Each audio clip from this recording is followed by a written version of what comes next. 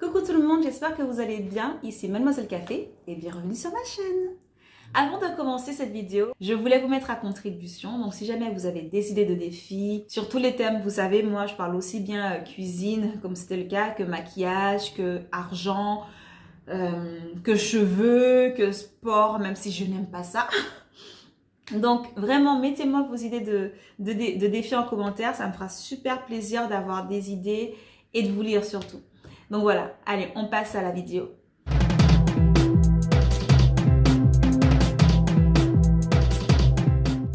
Pour cette dernière vidéo, j'ai décidé de ne pas repartir sur ce que j'ai fait dans les semaines précédentes avec l'explication des menus et la réalisation, mais plutôt de m'accentuer sur mon ressenti. Pour cette dernière session, j'ai changé de livre puisque j'avais coulé un petit peu toutes les recettes du livre En 1 heure je cuisine mes lunchbox pour toute la semaine.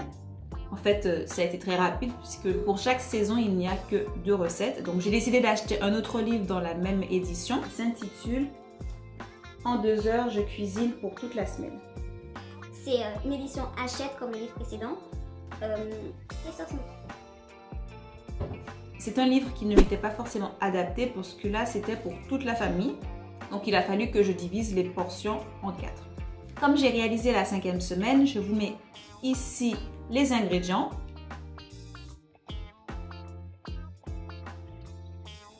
Et ici, le résultat final.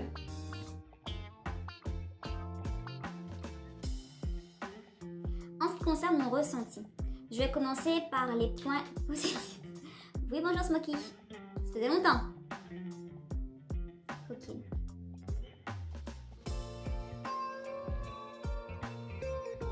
restes avec nous pour la vidéo? Ok. On va commencer par les points positifs et on finira par la suite par les points négatifs. Au niveau des points positifs, pour moi, ça a été déjà le fait d'avoir une liste de courses toute faite. C'est vrai que c'est très pratique pour l'organisation. Le deuxième point qui rejoint la liste de courses, c'est qu'en ayant une liste de courses figée, on dépense moins puisque tous les ingrédients qu'on va acheter, on va les utiliser dans les recettes. Donc ça permet de maîtriser son budget et surtout de ne pas gaspiller. Le troisième point positif, c'est que les menus sont proposés de façon saisonnière avec des légumes et des fruits de saison.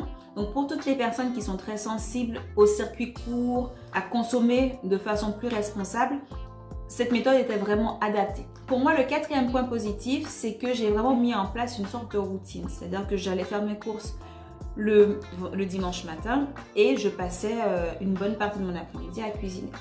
Vous me direz, ben, c'est super, tu as beaucoup de points positifs, mais maintenant, dis-nous vraiment là où tu as péché. Et ben, j'y arrive, j'y arrive.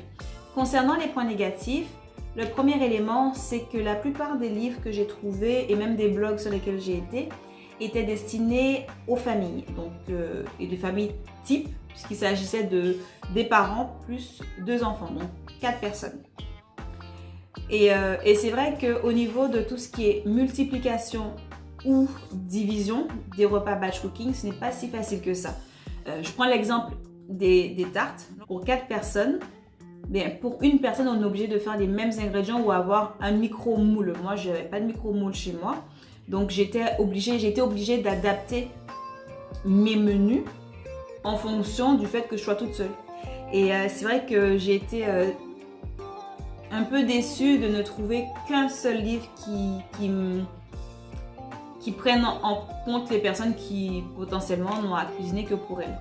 Ensuite, le deuxième point négatif a été le deuxième livre que j'ai acheté, qui pour le coup était pour toute la famille, où là je ne me suis pas retrouvée en termes de plat. Juste un plat avec de la viande, pas d'accompagnement, pas de dessert. Donc j'ai trouvé que c'était un peu de la triche, quoi. Donc moi de mon côté, j'ai été obligée de rajouter un bol de riz. Enfin, ça coûte rien de faire, hein. Mais dans l'optique d'avoir un livre qui nous indique tous les menus, tous les repas de la semaine, ben là je n'ai pas dû suivre la recette parce qu'elle ne me convenait pas. Pour moi, un plat avec uniquement de la viande et des fruits, puisque c'est de la rhubarbe et de la pomme, c'est pas un repas en soi. Le troisième point négatif, qui était censé être un avantage, c'est le temps. Alors effectivement, en cuisinant une seule fois, globalement, on gagne du temps. Néanmoins, lorsqu'on cuisine 2 heures un dimanche après-midi, ben, l'après-midi il passe. Le dernier point négatif pour moi, ça a été le fait qu'il n'y ait finalement qu'un seul menu par jour. C'est-à-dire que pour la lunchbox, on n'a pas d'unité assurée, mais il me fallait quand même faire mon repas du soir. Ce que j'ai fait, parce que je ne suis pas une grosse mangeuse, c'est que le soir, je mangeais de la salade, des choses très très rapides à faire. Donc finalement, si on devait aller au bout de la méthode et vraiment faire tous ces repas le week-end, les temps seraient multipliés par 2.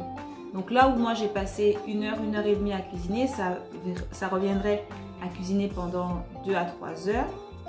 Et là, clairement, c'est plus gérable, je pense, sur une seule journée.